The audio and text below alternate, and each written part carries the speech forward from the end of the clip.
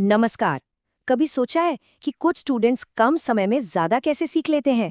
ये कोई जादू नहीं है, बल्कि एक खास सिस्टम है। तो आज हम टॉपर्स के उसी सीक्रेट स्टडी सिस्टम को समझने वाले हैं और ये भी जानेंगे कि इसे असल में अपनाया कैसे जा सकता है। चलिए शुरू करते हैं। अच्छा, एक बात बताइए, कभी ऐसा महसूस हुआ है कि घंटों की मेहनत के बाद भी जब नतीजे आते हैं तो वो उम्मीद के मुताबिक नहीं होते? अगर हाँ, तो यकीन मानिए ये बहुत ही आम समस्या है। हम अक्सर ये मानकर चलते हैं कि जितनी ज्यादा मेहनत उतने बेहतर नतीजे। लेकिन असल में प्रॉब्लम मेहनत की कमी नहीं, बल्कि एक जाल है। इसे हम स्टडी ट्रैप कह सकते हैं, जहां घंटों की पढ़ाई के बाद भी हम वहीं के वहीं रह जाते हैं। तो अगर समस्या आलस नहीं है, तो फिर क्या है? जवाब है हमारा सिस्टम। औसत नतीजे इसलिए आ रहे हैं क्योंकि हम एक पुराने सिस्टम का इस्तेमाल कर रहे हैं। असली रुकावट हमारी मेहनत में नहीं, बल्कि हमारे तरीके में है। तो इसका समाधान क्या है? क्या और ज्यादा मेहनत करना?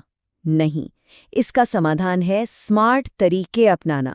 इसका सीधा सा मतलब है कि हमें पैसिव यानी निष्क्रिय तरीकों को छोड़कर एक्टिव यानी सक्रिय लर्निंग की तरफ बढ़ना होगा। ये तस्वीर पूरी कहानी बता देती है। एक तरफ है पैसिव लर्निंग, मतलब बस किताब के सामने बैठे रहना, पढ़ते पढ़ते शायद सो भी जाना। और दूसरी तरफ है एक्टिव लर्निंग, यानी जानकारी को सिर्फ देखना नहीं, बल्कि उसके साथ जुड़ना, उसे समझना, ठीक वैसे ही जैसे कोई पहेली सुलझा रहे हों। और यही सबसे जरूरी बात है। असली बदलाव तब आता है जब हम अपनी एनर्जी को सिर्फ ज्यादा पढ़ने में नहीं, बल्कि स्मार्ट तरीके से पढ़ने में लगाते हैं। चलिए देखते हैं कि ये आखिर किया कैसे जा सकता है। तो वो स्मार्ट तरीका है क्या? वो है ये 7 स्टेप का फ्रेमवर्क। ये सिर्फ कोई थ्योरी नहीं है, बल्कि असरदार तरीके से सीखने का एक प्रैक्टिकल ब्लूप्रिंट है, जो पढ़ने के तरीके को पूरी तरह से बदल सकता है। किसी भी चीज में महारत हासिल करने का रास्ता इन 7 कदमों से होकर गुजरता है। तैयारी से लेकर प्रैक्टिस टेस्टिंग तक ये अपने आप में एक पूरा सिस्टम है। चलिए अब एक एक करके इन सभी को समझते हैं। देखिए, किसी भी इमारत की तरह सीखने की भी एक मजबूत नींव चाहिए होती है। पहले 2 कदम ठीक यही काम करते हैं। स्टेप 1 मन को तैयार करना और स्टेप 2 गहरे फोकस में डूब जाना। सीधी सी बात है, अगर ध्यान भटका हुआ है तो दुनिया की कोई भी स्टडी टेक्निक काम नहीं करेगी। अब हम आते हैं एक्टिव लर्निंग पर।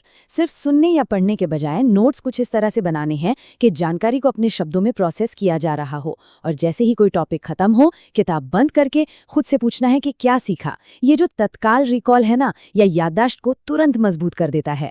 अब बात करते हैं जानकारी को लंबे समय तक याद रखने की। आखिरी 3 कदम इसी के लिए बने हैं। जो भी सीखा है उसे आपस में जोड़ना, भूलने की जो हमारी आदत है उसे हराना, और आखिर में असली परीक्षा से पहले प्रैक्टिस टेस्ट के जरिए खुद को पूरी तरह से तैयार करना। ये जो 7 स्टेप का फ्रेमवर्क है, ये कोई हवाई बातें नहीं है। ये सीखने के विज्ञान यानी साइंस ऑफ लर्निंग पर आधारित है। चलिए जरा समझते हैं कि ये आखिर काम क्यों करता है। इसका पहला और सबसे पावरफुल सिद्धांत है एक्टिव रिकॉल। जब हम अपने दिमाग पे जोर डालते हैं, उसे जानकारी निकालने के लिए मजबूर करते हैं, तो हम असल में उस जानकारी से जुड़े दिमागी कनेक्शन को और मजबूत बना रहे होते हैं। ये किसी चीज को हाईलाइट करने या बार बार पढ़ने से कई ज्यादा असरदार है। दूसरा सिद्धांत है स्पेस्ड रेपिटेशन। देखिए, हमारा दिमाग जानकारी को धीरे धीरे भूलता है। ये तकनीक एक रिमाइंडर की तरह काम करती है। ये ठीक उसी समय पर जानकारी को दोहराती है जब हम उसे भूलने ही वाले होते हैं, जिससे हमारी याददाश्त और भी ज्यादा पक्की हो जाती है। और तीसरा स्तंभ है डीप फोकस। ये वो जोन है जब हम किसी काम में इतना डूब जाते हैं कि हमें समय का पता ही नहीं चलता। यकीन मानिए, इसी अवस्था में हमारा दिमाग अपनी पूरी क्षमता से सीखता है। तो अब जब हम इस सिस्टम और इसके पीछे के विज्ञान को समझ गए हैं, तो सबसे जरूरी सवाल ये है कि इसे अमल में कैसे लाया जाए।